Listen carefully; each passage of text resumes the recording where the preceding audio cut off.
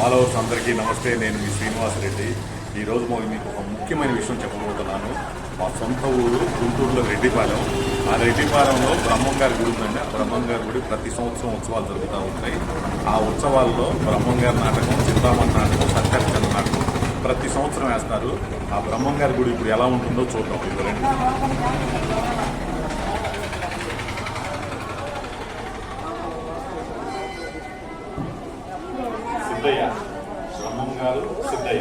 ఇప్పుడు టెంపుల్ మొత్తం చూద్దామండి, బయట నుంచి ఎలా ఉంది ఏంటనేది.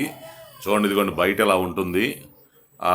మన వెంకట సుబ్బారెడ్డి గారు, సాంబిరెడ్డి గారు ఇద్దరు వాళ్ళు కలిసి టెంపుల్ని నిర్మించడం జరిగింది. గుంటూరు జిల్లా రెడ్డిపాలెం అంటే మా సొంతూరు అండి ఇది. మా సొంతూరులో ఇలా నిర్మించడం జరిగింది. చాలా గ్రాండ్గా చాలా బాగుంటుంది. ఈ టెంపుల్ని దర్శించుకుంటే చాలా మంచి జరుగుతుంది. గోవిందమాంబ సమేత వీరబ్రహ్మేంద్ర స్వాముల వారండి.